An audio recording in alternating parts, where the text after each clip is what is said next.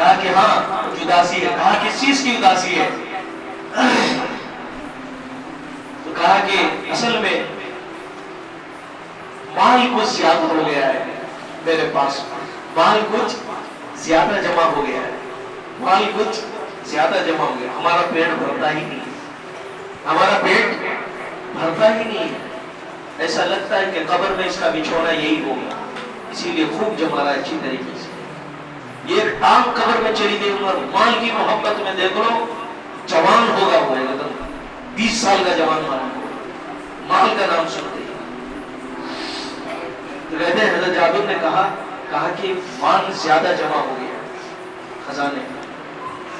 تو دیکھو آج کل مستورات ہوتی تو کیا کہ 10 لاکھ کہیں بڑا اچھا زیور آیا ہے، ڈائمنڈ کا ہے، قربان حال ذرا خزانے میں سے مال کم ہو جاتا، ادھر بھی سیف ہو جاتا، میری زینت کی چیز بن جاتی ہے، تمہارا ٹینشن بھی الگ ہو جاتا، الگ ختم ہو جاتا. کیا کہتی ہے؟ کہتی ہے کہ تو پھر کس بات کی گئی؟ راتوں رات سخاوت کے دروازے کھولو، صدقہ کرو.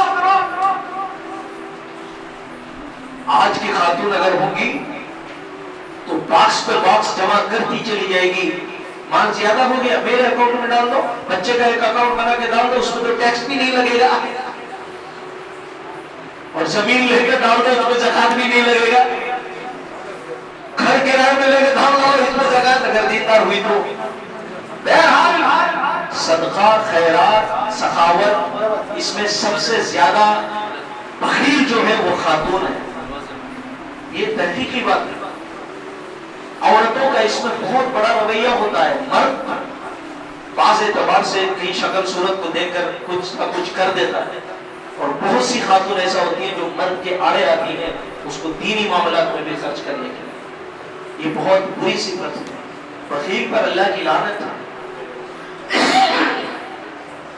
کہتے ہیں 6 لاکھ درہم اسی رات میں ختم کیا حضرت جابر رضی اللہ عنہ. کروڑ روپے 6 لاکھ راتوں رات. صبح اٹھے دعا دیے بھی، کہا اللہ تمہیں جزائے خیر دے. کیا صلاح دی تو، کیا مشورہ دیا تو. کئی خاتون کے اندر یہ صفت آتی ہے آج ہمارے، کئی خواتین میں صفت آتی ہے سونے کے، زیورات کے، چاندیوں کے، مال مال مال ہو کر کے اتنا لے لے کر بیٹھتی ہے. بعض خاتون تو اتنا لے رکھتی ہے کہ شاید ان کو گلے میں وہ ڈال دیں تو جھک جائے گی ان کی گلے. آج بھی ہے دوستوں وہ ایک واقعہ میں سنایا تھا اپنی مسجد میں. ایک اس کے کسان کا، وہ ایک کسان اس کی عورت سے کہا کہ ذرا وہ پتھر کا بٹا جس سے سیل میں مسالے پیستے ہیں نا، پہلے پیسے جاتے تھے، اب چھوڑو، اب وہ بھول بھی گئے ہوں گے. اب نوجوان کچھ نئے جنریشن کو سمجھانا پڑتا ہے، دکھانا پڑتا ہے کہ دیکھیے اسے بولتی سو بٹا سیل ایسا پیستے تھے. یہ فل ماڈرنائزیشن کا زمانہ ہے. تو کہتے ہیں کہ وہ اس نے کہا اپنی بیوی سے کہ ذرا وہ بٹا اٹھا لے آنا. تو وہ بولی ایو یہ اتنا بھاری میرے سے اٹھتا نہیں ہے، میرے سے اٹھتا ہے. اب یہ بیچارہ پریشان ہوا، کہا کہ بھائی میں تو کسان اسان آدمی ہوں، میرا تو کام ہی ہے موٹے اٹھانا، بوجھ اٹھانا اور گھٹا اٹھانا، یہ سب. یہ اتنی نخرے والی آ گئی ہے تو زندگی کیسے ہوگی، گزرے گی ہماری. تو کچھ دن بعد کیا کرا، اسی بٹے کو اس نے سونے کا پتھر چلا دیا پورا، سونے کا پتھر سے پورا پتھر اور سونے کا پیپر کے لیے جیسے تانبے کا پتھر ہوتا ہے اس کا پورا لپیٹ کر اس میں زنجیر لگا کر کے لے کے آیا. کہا کہ بہت بڑا تحفہ تیرے لیے لے کر آیا. نہ کیا ہے تحفہ؟ نہ نہیں چھوڑ میں لا لیا لیکن تیرے سے اٹھے گا نہیں. کہا کہ نہیں دکھاؤ. کہا دیکھ یہ لایا سونے کا ڈلا ہے، یہ بنا کے لایا ہوں، یہ نئے ڈیزائن کا، یہ تیرے سے اٹھے گا نہیں، یہ زیادہ میں لے لیا. اٹھا کے ڈال لی، دیکھیں بڑے آسانی سے اٹھ جاتا ہے. شام تک ڈال کے پھر مرد پوچھا کیسا لگ رہا ہے؟ بہت اچھا ہے. وزن نہیں ہے؟ نہیں کہیں کا بھی وزن نہیں ہے. کہا بیوقوف نالائق، وہ جو پتھر کا وہ پٹا ہے جو صبح میں تیرے سے اٹھتا نہیں تھا، کل آج حریص ہوتی ہیں یہ سونے اور چاندی۔ اللہ کے نبی پاک صلی اللہ علیہ وسلم نے فرمایا کہ میں نے ان کی زبان، ان کی بخیلی کی وجہ سے ان کو جہنم میں سب سے زیادہ دیکھا ہے۔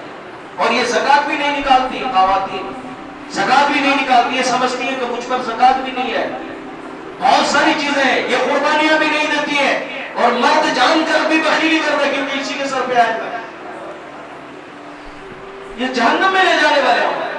تو کہاں ایسی ترغیب دینے والی خواتین ہیں؟ اور وہ صحابیات تھی۔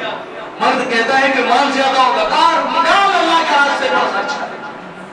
کابل کے اندر ایک دوست محمد کافی امیر تھے، وائل کابل، پہلے دور میں گویا ایک بادشاہ کا مقام تھا، اپنے بیٹے کو جنرل بنا کر کے ایک فوج کو دشمن سے لڑائی کرنے کے لیے بھیجا۔ سنیں ہماری مائیں اور بہنیں، یہ اپنے ایمان کو تازہ کرنے والی اور اپنے نسلوں کی حفاظت کرنے والی خاتون تھی، یہ اپنے ایمان کی حفاظت کرتی تھی، اپنے مردوں کے ایمان کی حفاظت کرتی تھی، اپنے بچوں کے ایمان کی حفاظت کرتی تھی۔ جب ان کا نوجوان باعث آتا تو بالکل یہ ذہنی طور پر سیٹ ہوتی تھی کہ میرا بچہ کہیں پھسلے گا، یہ نہ اتنا انہوں نے تیار کیا۔ تو وائل کابل جیسے کہتے پہلے دور میں نواب، انہوں نے ایک لشکر بھیجا کہ جا کر فلاں علاقے میں دشمن سے مقابلہ کرے، اور بادشاہ کی بیوی، نواب کی بیوی یعنی ملکہ، وہ کتنے ناز نخروں والی رہنا۔ آج تو ہمارے اندر ذرہ مال گئی، مستیاں، بدماشیاں، شرارتیاں، تکبر، سب کچھ شروع ہو جاتا ہے، غرور، پھر پاؤں زمین پر نہیں رہتا، کیونکہ آج غریب بھی بیچارہ کیا کرے گا، نہارتا ہے اس کے مال کو تو اس کا تکبر کرتا ہے۔ تو امیر کی امیری اسی وقت تک ہے جب تک غریب اس کو حرص و لالچ سے نہارتا ہے۔ تو غریب اگر خودداری پہ آ جائے، اس کے مال کو نہ نہارے، تو وقت نے اسے بڑے بڑے فرعون کو اور ظالم اور تکبر کرنے والے بادشاہوں کو دفن کر دیا کہ مال کے ساتھ۔ تو کہتے ہیں کہ جب وہ لشکر کو بھیجا، 2-3 دن کے بعد میں نواب صاحب جو تھے، ان کا نام دوست محمد نام تھا، کہتے ہیں کہ ان کے پاس خبر آئی کہ آپ کا بیٹا پیٹ پھیر کر بھاگ گیا، فوج کو چھوڑ کر پیٹ پھیر کر بھاگ گیا، لشکر آپ کی ہار گئی ہے میدان جنگ، آپ کا بیٹا پیٹ پھیر کر بھاگ گیا۔ اب نواب صاحب جو تھے بڑا مغموم ہوئے، کیونکہ ان کے لیے میدان ہارنا بہت بڑی شرمندگی کی بات ہوئی۔ بادشاہ اگر میدان جنگ ہار جائے تو اس کے لیے بہت بڑی شرمندگی کی بات۔ تو گھر آئے، مغموم تھے، اور بیوی کتنی نیک صالحہ تھی، بادشاہ اور نواب کی بیوی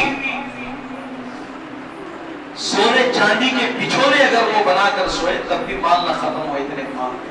ہماری بہنوں کے بعد تو ذرا سا اگر اس کا جھلک بھی دکھ گیا تو تکبر سے اچھل جاتی، پھر گھر کے دوسرے محلے کے دوسری خاتون کو خاطر میں ہی نہیں لاتی۔ یہ کبر، تکبر، یہ غرور نے اچھے اچھوں کے ایمان کو کھا گیا۔ تو کہتے ہیں بیوی نے پوچھا خیریت سے ہے، کیوں آپ مغموم دکھ رہے؟ کہا کہ غمزدہ اس لیے ہوں کہ خبر آئی ہے کہ ہمارا صاحبزادہ جنگ ہار گیا ہے اور اس کے پیٹھ پر زخم لگا، یعنی بھاگ رہا تھا شاید اسی لیے زخم لگا ہے، بڑی شرمندگی۔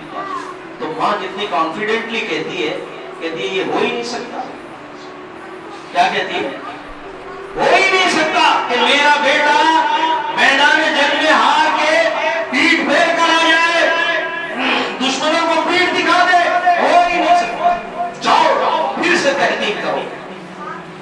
تو نواب صاحب چونک کے کہا کہ یہ کیا اتنا کانفیڈنس سے تو کہہ رہی ہے، مجھے تو خبر ملی ہے آ کر، اور تو گھر کے چار دیواری میں رہ کر کہتی ہے نا نہیں میں جو کہہ رہی ہوں وہی ہے، میرا بیٹا سر جھکا نہیں سکتا میدان جنگ۔ حقیقت میں جب گئے تو دوسرے دن اطلاع آتی ہے کہ جو خبر ملی تھی وہ جھوٹ تھی، آپ کی لشکر کو فتح یابی حاصل کر۔ گھر آئے، آپ کے بیٹے نے میدان جنگ جیت لیا۔ گھر آئے اور خاتون سے اپنی بیوی سے کہا کہ حقیقت بات تم نے کیسے کہہ دیا،